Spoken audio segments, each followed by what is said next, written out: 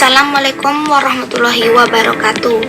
Perkenalkan, nama saya Ucu Fatimah dengan NIM 050. Di sini saya akan mempresentasikan makalah yang berjudul Implementasi Prinsip Administrasi Pendidikan dalam Manajemen Sekolah Dasar. Di sini yang pertama saya akan membahas latar belakang. Latar belakang makalah ini yaitu administrasi pendidikan yang efektif sangat penting untuk mengelola sekolah dasar agar tujuan pendidikan tercapai. Penerapan prinsip-prinsip seperti efektivitas, efisiensi, dan partisipasi mendukung optimalnya proses belajar. Meskipun tantangan seperti keterbatasan sumber daya dan kurangnya pelatihan masih dihadapi. Kajian implementasi prinsip administrasi pendidikan ini diperlukan untuk memperbaiki manajemen dan meningkatkan kualitas pendidikan dasar. Rumusan masalah pada makalah ini yang pertama, apa yang dimaksud dengan administrasi pendidikan? Yang kedua, apa saja prinsip-prinsip administrasi pendidikan? Yang ketiga, bagaimana implementasi prinsip administrasi pendidikan dalam manajemen sekolah dasar? Yang keempat, apa saja faktor pendukung dan faktor penghambat implementasi prinsip administrasi pendidikan dalam manajemen sekolah dasar?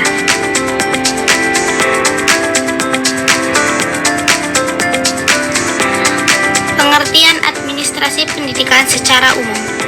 Administrasi pendidikan adalah suatu proses perencanaan, perorganisasian, pengarahan, dan pengendalian dalam mengelola sumber daya di bidang pendidikan untuk mencapai tujuan pendidikan secara efektif dan efisien. Pengertian administrasi pendidikan menurut beberapa ahli. Yang pertama yaitu menurut George R. Terry menyatakan bahwa administrasi adalah suatu usaha untuk mencapai tujuan tertentu melalui kegiatan orang lain. Dalam konteks pendidikan, administrasi pendidikan menjadi proses pengelolaan kegiatan pendidikan agar berjalan sesuai dengan tujuan lembaga pendidikan. Yang kedua yaitu menurut Sondang Siagian berpendapat bahwa administrasi pendidikan adalah keseluruhan proses kerjasama dua orang atau lebih yang didasarkan atas rasionalitas tertentu untuk mencapai tujuan pendidikan yang telah ditentukan sebelumnya. Yang ketiga yaitu menurut Saiful Sagala mendefinisikan administrasi pendidikan sebagai proses kerjasama dalam bidang pendidikan untuk mencapai tujuan pendidikan nasional dengan memanfaatkan sumber daya yang tersedia termasuk tenaga pendidik, sarana prasarana, dana, dan metode pembelajaran. Yang kedua yaitu prinsip-prinsip administrasi pendidikan. Yang pertama ada efektivitas. Efektivitas adalah pencapaian tujuan pendidikan dengan hasil maksimal. Yang kedua ada efisiensi, yaitu penggunaan sumber daya pendidikan secara optimal dan hemat. Yang ketiga yaitu koordinasi, pengintegrasian berbagai komponen pendidikan untuk mencapai tujuan bersama. Yang keempat, keadilan, pemenuhan hak pendidikan secara merata tanpa diskriminasi. Yang kelima, inovasi. Administrasi pendidikan perlu terbuka terhadap ide-ide baru dan menerapkannya dalam praktik pendidikan. Yang keenam, partisipasi. Partisipasi yaitu administrasi pendidikan yang baik melibatkan berbagai pihak terkait seperti guru, siswa, orang tua, dan masyarakat dalam proses pengambilan keputusan. Itu yang ketujuh ada akuntabilitas. Akuntabilitas adalah administrasi pendidikan harus dapat mempertanggungjawabkan semua tindakan, kebijakan, dan penggunaan sumber daya kepada pihak yang berkepentingan, baik secara internal, yaitu kepada lembaga, maupun eksternal, masyarakat, dan pemerintah. Yang terakhir ada keterbukaan. Transparansi dalam proses administrasi pendidikan diperlukan agar semua pihak dapat memahami kebijakan dan program yang dijalani. Selanjutnya yaitu implementasi prinsip administrasi pendidikan dalam manajemen sekolah dasar. Yang pertama ada efektivitas. Implementasinya, kepala sekolah dan guru merancang program pembelajaran sesuai dengan kurikulum nasional, menetapkan target capaian belajar, dan melakukan evaluasi berkala. fokus diarahkan pada peningkatan kualitas hasil belajar siswa. Contohnya, pelaksanaan remedial teaching bagi siswa yang belum mencapai standar kompetensi minimal. Yang kedua ada evaluasi. Implementasinya, pengelolaan sumber daya sekolah seperti ruang kelas, laboratorium, buku, dan dana BOS dilakukan secara optimal untuk mendukung seluruh kegiatan belajar mengajar. Contohnya, penggunaan ruangan serbaguna untuk berbagai aktivitas seperti olahraga, seni, dan upacara. Yang ketiga, koordinasi. Kepala sekolah membangun sistem koordinasi antara guru, staf administrasi, komite sekolah, dan orang tua untuk mensinergikan program-program sekolah. Contoh, mengadakan rapat koordinasi bulanan antara guru, staf, dan komite sekolah untuk memonitor kemajuan program kerja. Yang keempat, keadilan. Sekolah dasar wajib memberikan layanan pendidikan yang setara kepada seluruh peserta didik tanpa membedakan latar belakang, ekonomi, sosial, budaya, dan genre. Contoh, penyediaan program beasiswa dan program afirmasi untuk siswa dari keluarga kurang mampu. Yang kelima, ada inovasi.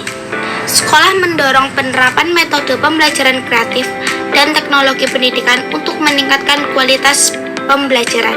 Contohnya, memanfaatkan media digital seperti penggunaan proyektor, video pembelajaran interaktif, atau kelas daring berbasis aplikasi pendidikan. Yang keenam, partisipasi. Pelibatan orang tua, wali murid, dan masyarakat dalam pendidikan, penyusunan, pelaksanaan, dan evaluasi program-program sekolah. Contohnya, kegiatan parenting class atau pelatihan untuk orang tua dalam mendukung perkembangan anak di rumah.